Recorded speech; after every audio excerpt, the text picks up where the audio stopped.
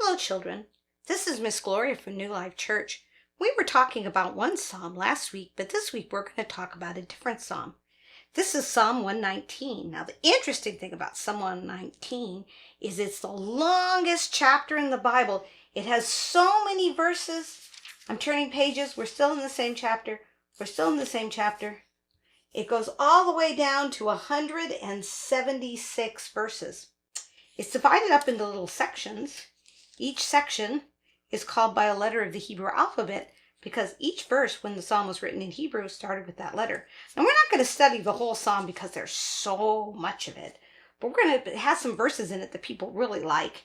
And we're going to talk about this second section here, which is called Beth, because every single verse when it was written in Hebrew started with B, like B. But it doesn't sound like that in English. Let's read what it says. How can a young person stay on the path of purity? By living according to your word. I seek you with all my heart. Do not let me stray from your commands. I have hidden your word in my heart, that I might not sin against you. Praise be to you, Lord. Teach me your decrees. With my lips I recount all the laws that come from your mouth. I rejoice in following your statutes, as one rejoices in great riches.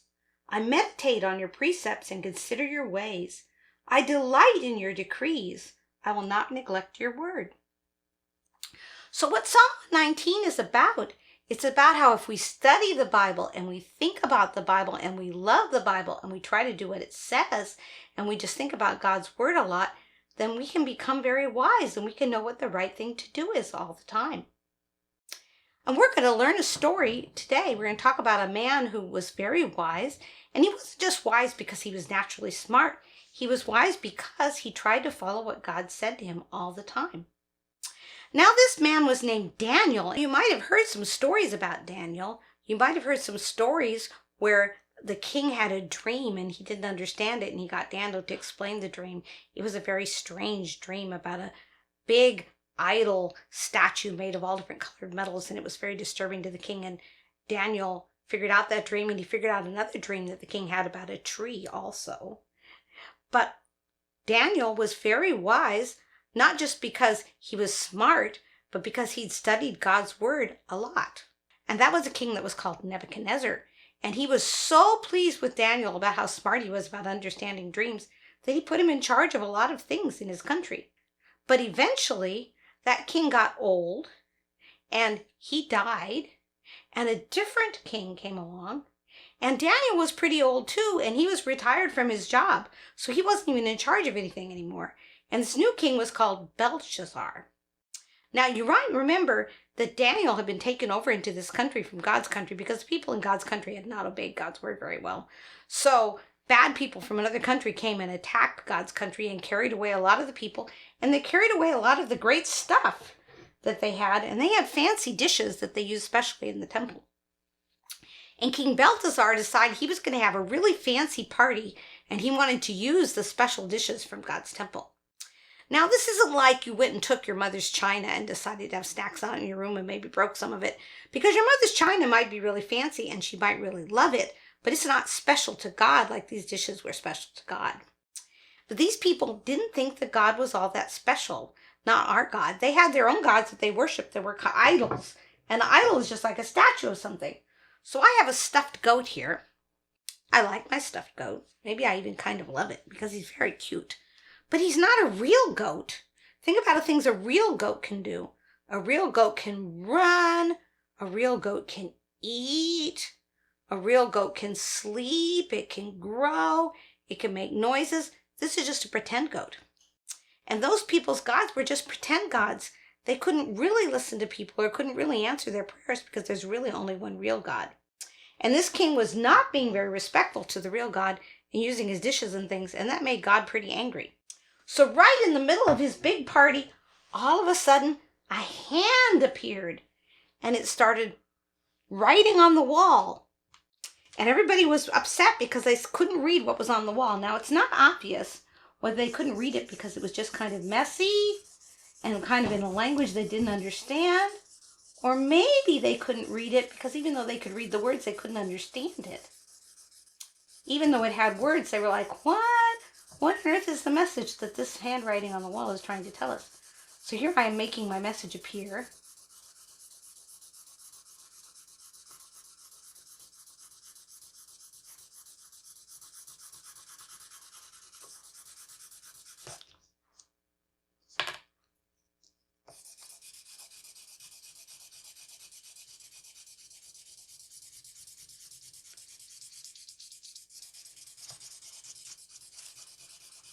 Maybe you can pretty much see it. It says, Mina, shekel, parson. Now, of course, we probably don't understand that because it's not in the language that we speak. But even the people who saw those words, they didn't know what it meant. Because all of those words are just words for money. They're words for coins. So it's just like somebody said to you, and there was a special message from God, and this message was, dime,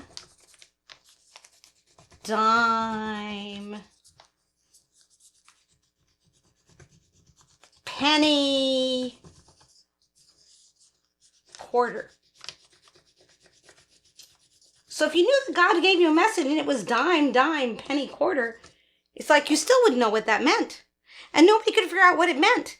And the king called all of his wise people and all the people who worshiped the idols and all the people who understood things and said, "What does this message mean? Does anybody know?" But there was one person who had a really good idea, and that was the king's mom. Because she was old and she remembered back when Daniel used to be in charge of things. And she said, there was this man, Daniel, and he really knew how to understand dreams and strange things like this when your father Nebuchadnezzar was king, so we should get him. So they brought in Daniel, and Daniel read the things on the wall, and he said, I can tell you what those things mean. So a dime is called a dime because it comes from an old word for 10, just like mine, it was a number. So he said that meant numbered. And they had it twice. And a penny is called a penny because it weighs a penny's worth of copper. Penny is a word like pound. It's related to the word pound, that's a weight. If you go to the hardware store and buy nails, they have nails that are like 1 penny nails or 2 penny nails, and that tells you how much the nails weigh. So a penny is actually a weight. So shekel was also a weight. So he said that one meant weighed. And a quarter, a quarter is a fourth of something.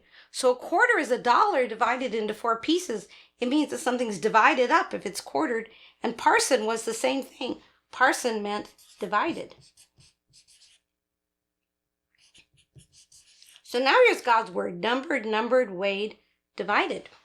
It's still a little bit hard to understand, but Daniel explained what it meant. Have you ever heard somebody say your days are numbered? Something's days are numbered? That means that the time is coming to an end. He said, the time is coming to an end for your kingdom, King Belshazzar. Weighed means you have been weighed by God to find out how much you're worth, and he doesn't think you're worth very much. And divided means he's going to divide your kingdom up. In fact, this was parson, and it not only meant divided, but it also referred to Persia because it sounds like Persia. He says your kingdom is going to be divided, and the king of Persia is going to come and take your kingdom away from you.